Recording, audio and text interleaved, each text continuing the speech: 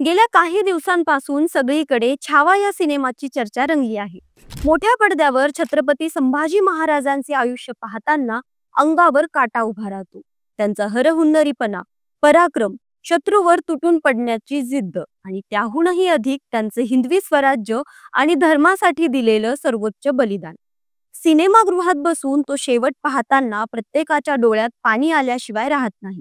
एका क्षणी वाटतं हे सत्य नसतं तर, पण नाही, ही गोष्ट चित्रपटाची नाही तर आपल्याच मातीतल्या आपल्या थोर राजाची आहे, जो जन्माला आला तेव्हा छावा होता, पण गेला तेव्हा धर्मवीर म्हणून अजरामर झाला.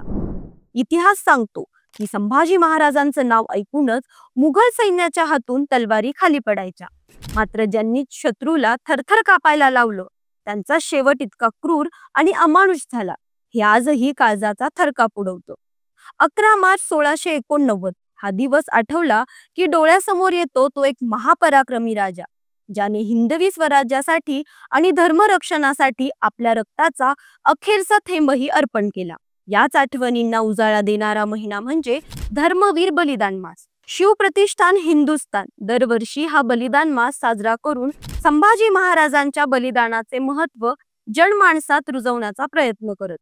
संभाजी महाराजांचं संपूर्ण आयुष्यच लढण्यात गेलं. त्यांनी 125 युद्ध लढली आणि एकही हरले नाही. 14 मे 1657 रोजी जन्मलेले संभाजी महाराज लहानपणापासूनच तेजस्वी होते. उत्कृष्ट घोडेस्वार, तलवारबाज, काव्य आणि भाषांमध्ये निपुण. शिवाजी महाराजांच्या निधनानंतर मराठा साम्राज्याचा भार त्यांच्या खांद्यावर आला आणि त्यांनी त्यांचा अभिमानाने आणि पराक्रमाने स्वीकार केला.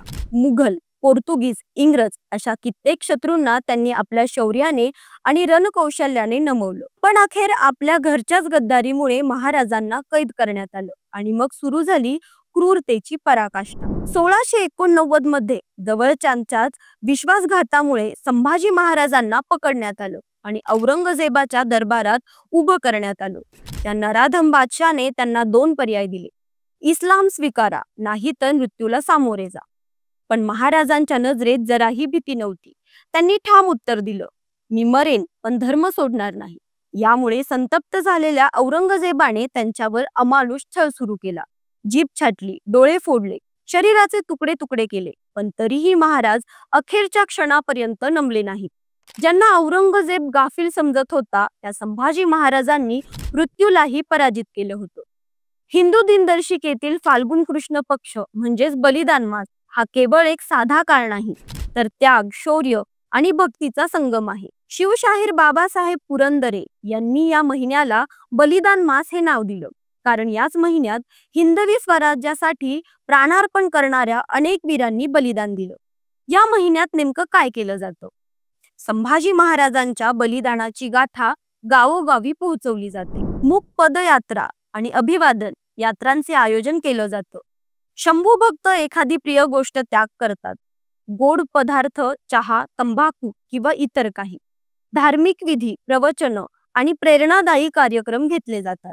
आजही जर आपण एकत्र आलो, इतिहास समजून घेतला आणि संभाजी महाराजांसारखं निडरपणे उभं राहिलो तरच खऱ्या अर्थानं त्यांना आदरांजली ठरेल. त्यांच्या विचाराचा प्रसार करणे, त्यांच्या निष्ठेचा सन्मान करणे आणि त्यांच्यासारखी जिद्द बाळगणे हीच खरी त्यांना वाहिलेली श्रद्धांजली ठरेल.